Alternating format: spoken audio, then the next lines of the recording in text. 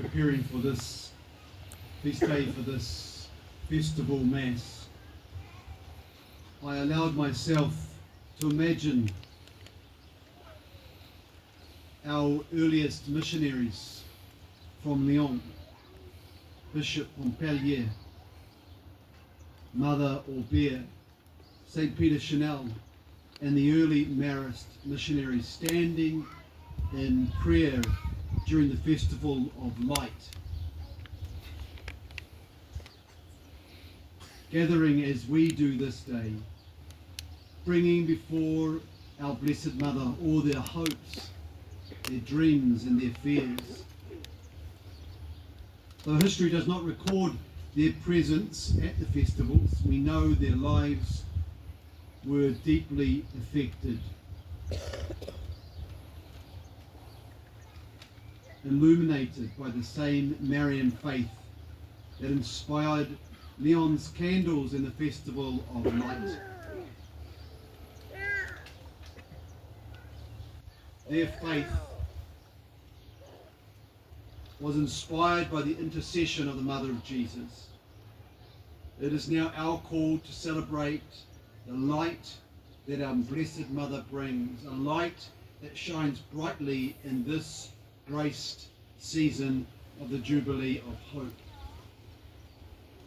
Light and hope are two themes that radiate from the life of our Blessed Mother and speak deeply to our lives in these times.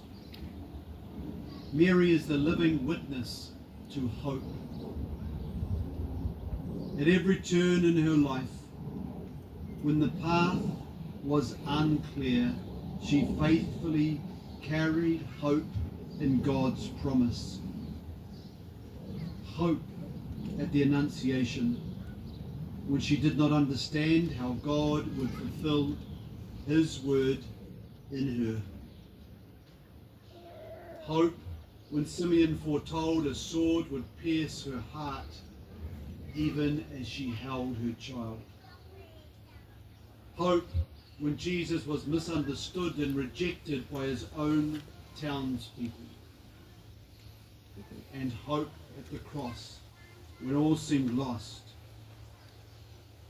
She believed God's plan was greater.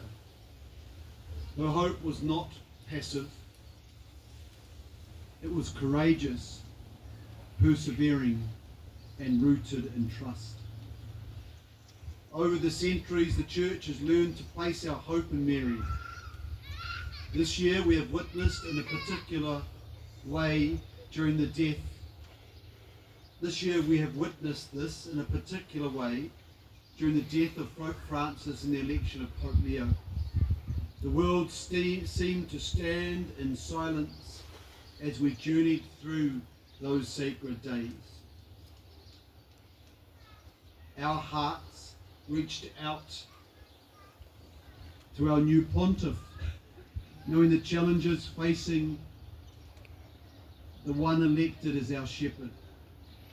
In the face of such a challenging role, I have noted both Pope Francis and Pope Leo, immediately following their installation, turned to our Blessed Mother, travelling to a Marian shrine, seeking her intercession and dedicating their papacy to her care.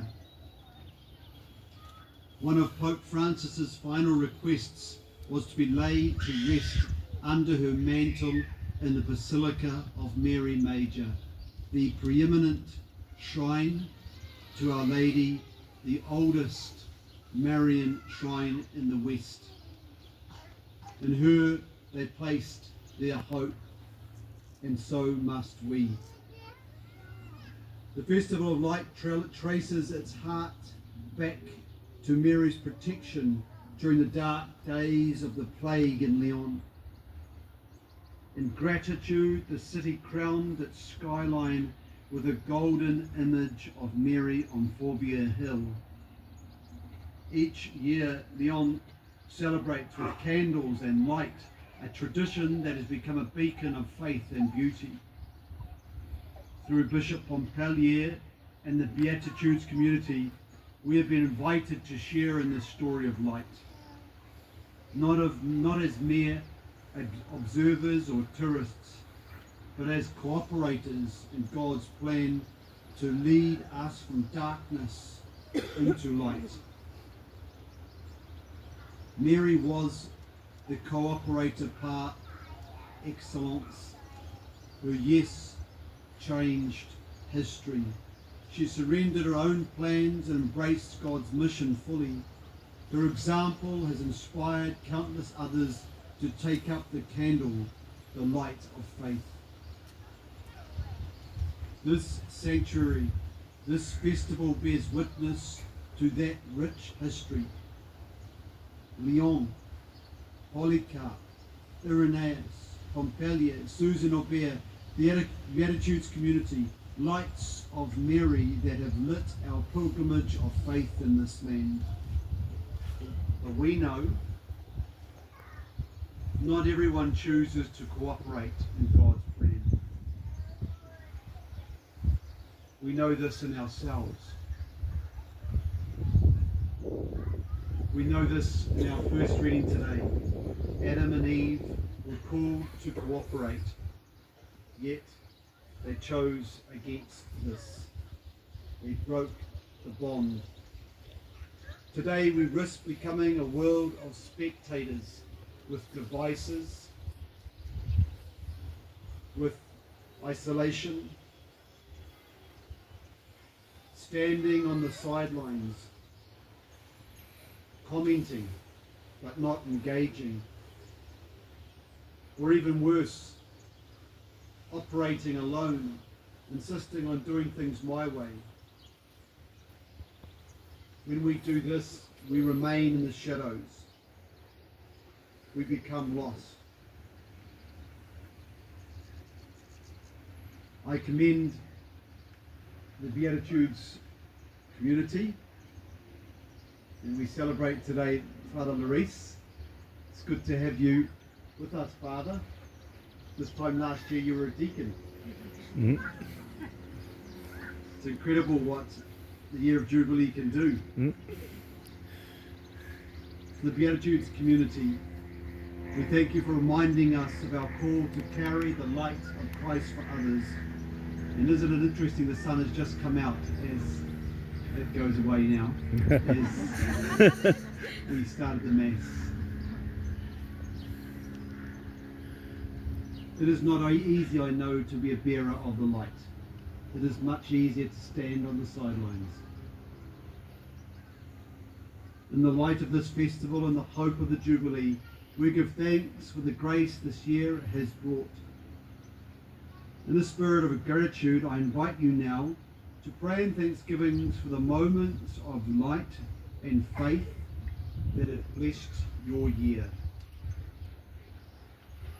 I invite you now to recall those moments, any moment that comes to mind that you want to thank Our Lady for.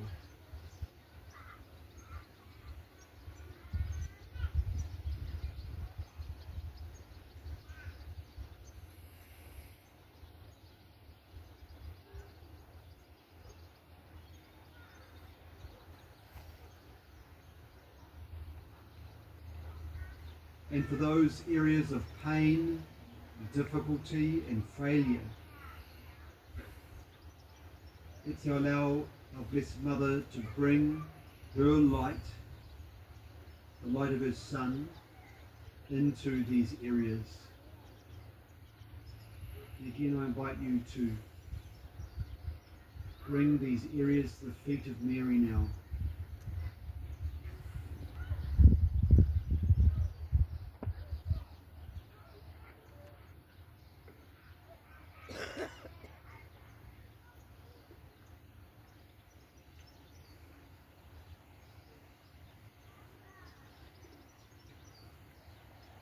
Mary, who never ceases to pray for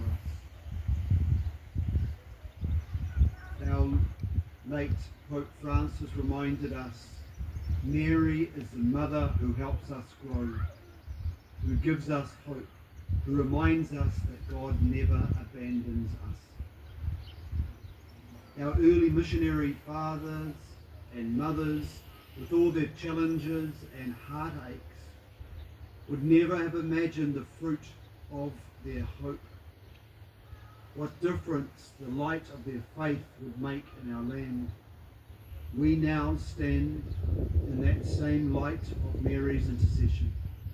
She reminds us that it is our generation who now carries the light of faith. Let us place our lives, our hopes, our dreams, our families, our parishes, our schools and communities in Mary's care. Placing our hope in her, asking her to give us enough light and hope for the year ahead.